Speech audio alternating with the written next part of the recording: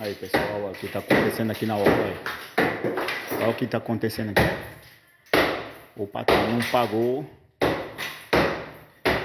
Ele tá derrubando tudo. Ó, a trena do lado aqui é funcional, olha. Tem a trena do lado. Isso aí. Aí tá vendo, patrão? A próxima vez você paga adiantado ou no combinado.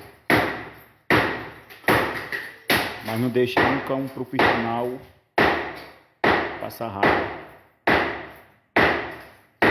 Porque a raiva ele tira assim, aí.